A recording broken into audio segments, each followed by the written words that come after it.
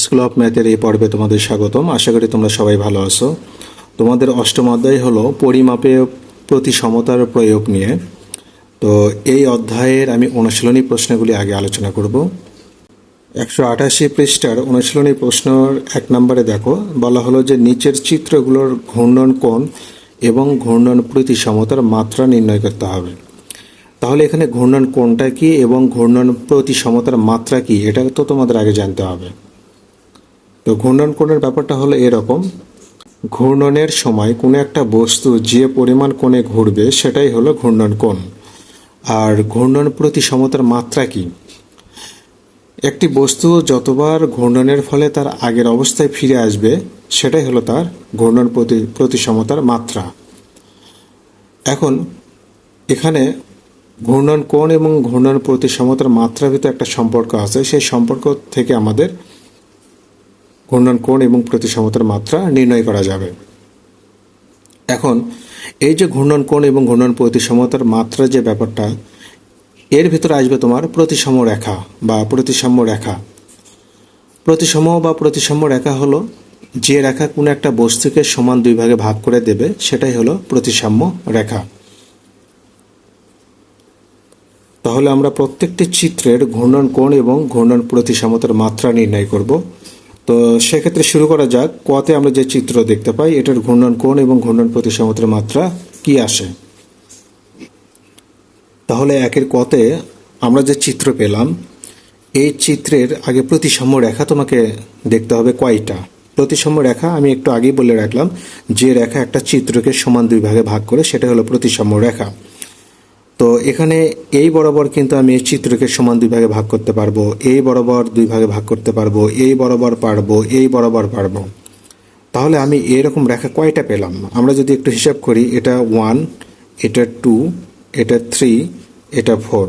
তাহলে প্রতিসাম্য রেখা কিন্তু আমরা এখানে পেলাম কয়টা? 4টা। এখন এই প্রতিসাম্য রেখার উপর ভিত্তি করে কিন্তু আমরা ঘূর্ণন কোণের মানটা বের করতে পারবো। তাহলে তোমরা অবশ্যই মনে রাখবে যে কোনো একটা বস্তুর প্রতিসাম্য রেখা যে কয়টা, বস্তু ততবার কিন্তু ঘুরবে। তাহলে একটা বস্তুর পূর্ণ ঘূর্ণনে ঘূর্ণন কোণ হবে তোমার 360 ডিগ্রি, এটা মনে রাখতে হবে।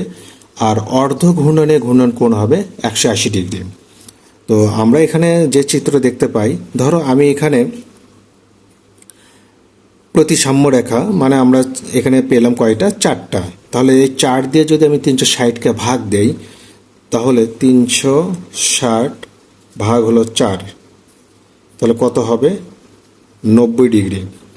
তাহলে এই বস্তু 4বার ঘুরবে, ঘুরে তার আগের অবস্থায় ফিরে আসবে, প্রতিবারে 90 ডিগ্রি কোণ করে সে ঘুরবে। তাহলে এখানে দেখো, মানে এই চিত্র, এখানে আমি যদি এখানে একটা পি নেই, এটাকে আমি পি নিলাম, তাহলে এটা 90 ডিগ্রি ঘুরে, দেখো 90 ডিগ্রি ঘুরে দ্বিতীয় চিত্রে 90 ডিগ্রি ঘুরে পি কিন্তু এখানে আসবে। তারপরে কিন্তু 90 ডিগ্রি ঘুরে পি কিন্তু এখানে আসবে। তারপর 90 ডিগ্রি ঘুরে পি কিন্তু এখানে যাবে। তারপর 90 ডিগ্রি ঘুরে পি কিন্তু সর্বশেষ আগের অবস্থায় যাবে। এভাবে কিন্তু একটা বস্তু ঘূর্ণনের ফলে তার আগের অবস্থায় ফিরে আসে। ঘূর্ণন কোণ সমান 360 ডিগ্রি ভাগ হলো প্রতিসমতার মাত্রা। তাহলে একটা বস্তু যতবার ঘুরে তার আগের অবস্থায় ফিরে আসে সেটা হলো প্রতিসমতার মাত্রা। তাহলে প্রতিসমতার মাত্রা কিন্তু এখানে আমরা 4বার ঘুরে আগের অবস্থায় ফিরে আসলাম, তাহলে কত হবে? প্রতিসমতার মাত্রা হলো 4, 90 ডিগ্রি। অতএব ঘূর্ণন প্রতিসমতার মাত্রা সমান, ঘূর্ণন কোণ এখানে নেবে, 4কে এখানে পার করে দেবে। তাহলে কি হবে? 360 ডিগ্রি ভাগ হলো ঘূর্ণন কোণ কত? 90 ডিগ্রি। তাহলে কত হবে? 4। এটাই হলো তোমার প্রতিসমতার মাত্রা। তাহলে ঘূর্ণন কোণ থিটা সমান 360 ডিগ্রি ভাগ প্রতিসমতার মাত্রা। তাহলে প্রতিসমতার মাত্রা সমান 360 ডিগ্রি ভাগ, এখানে তোমার ঘূর্ণন কোণ কত পেলাম? 90 ডিগ্রি। ভাগ করলে আমরা 4 পাবো। এটা হলো প্রতিসমতার মাত্রা। এবার খ নম্বর যে চিত্র আমরা পাই সেটা হলো এরকম, তো এটার আসলে প্রতিসম রেখা কয়টি সেটা আগে দেখব। আমরা যদি এটা 1 নেই তাহলে এটা মনে করো 2, এটা 3, এটা 4, এটা হলো 5। তাহলে প্রতিসম রেখা পেলাম আমরা কয়টি? 5টি। এখন এই বস্তু আসলে কত ডিগ্রি কোণে মানে ঘুরবে, বা এই চিত্র কত ডিগ্রি কোণে ঘুরবে, আমরা যদি এখানে পি নেই তাহলে ওই পি আসবে এখানে, কত ডিগ্রি কোণে ঘুরে এখানে আসবে, ওই পি আসবে আবার এখানে, ওই পি আবার এখানে আসবে, ওই পি আবার এখানে আসবে, সর্বশেষ আগের অবস্থায় ফিরে যাবে। তো আমাদের ঘূর্ণন কোণের ব্যাপারটা আমরা বের করি কিভাবে? 360 ডিগ্রিকে আমরা মাত্রা দিয়ে ভাগ দেই। তো আসলে এখানে মাত্রাটা কি? মাত্রা মানে হলো এখানে প্রতিসম রেখা কয়টা? রেখা হলো এখানে 5টা। তো 5 দিয়ে যদি আমি ভাগ দেই তাহলে কত পাবো? 5 7 35, 5 2 10, 72 ডিগ্রি। এখন ঘূর্ণন প্রতিসমতার মাত্রাটা কি? মাত্রা হলো ওই 360 ডিগ্রিকে ঘূর্ণন কোণ 72 দিয়ে ভাগ দিলে যা পাওয়া যাবে সেটাই হলো মাত্রা। আমি কিন্তু একটু আগে তোমাদের বলে রাখছি যে প্রতিসম রেখা আর মাত্রা প্রায় সেম। তাহলে এবার এই চিত্রে দেখো প্রতিসম রেখা আমরা কয়টা পাই?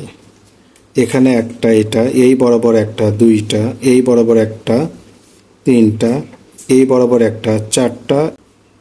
তাহলে গ নাম্বার চিত্রে দেখো আমরা প্রতিসম রেখা পেলাম কয়টা?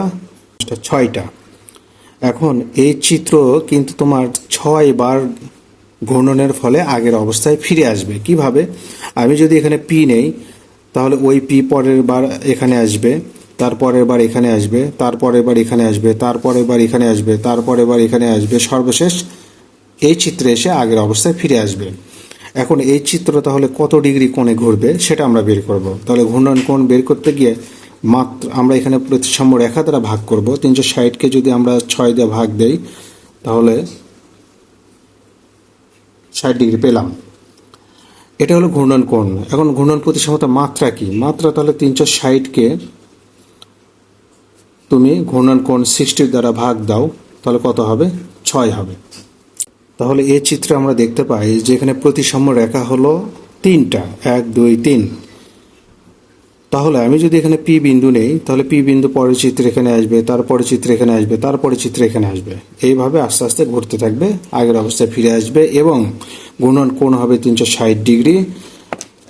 ভাগ এখানে আমরা মাত্রা প্রতিসম রেখা পেলাম কয়টা? 3টা। ভাগ দেব, তাহলে 3 12 36, 120। আর ঘূর্ণন প্রতিসমতা মাত্রা হবে এখানে 360 ভাগ হলো 120, তাহলে আমরা কত পাবো? 3। এবার পরের চিত্র দেখো। তাহলে এই চিত্রে আমরা প্রতিসম রেখা পেলাম কয়টা? 1 2 3 4। তাহলে আমি যদি এখানে পি বিন্দু নেই তাহলে পি আসবে পরের চিত্রে এখানে, তারপরে এখানে, তারপরে এখানে, সর্বশেষ আগের অবস্থায় ফিরে আসবে। তাহলে কয়বার ঘুরলো? 4 বার। 4 দিয়ে ভাগ দেব, তাহলে আমরা এখানে পাবো 90 ডিগ্রি। আর 90 ডিগ্রি দিয়ে যদি আমরা ভাগ দেই তাহলে মাত্রা পাবো কত? 4 পাবো, 4। এর পরের চিত্র সর্বশেষ আমরা এখানে ত্রিভুজ দেখতে পাই। এখানেও তোমার প্রতিসম রেখা হলো 3টা। তাহলে আমি যদি এখানে পি বিন্দু নেই তাহলে পরের চিত্রে এখানে আসবে, তারপর এখানে আসবে, সর্বশেষ আগের অবস্থায় ফিরে যাবে।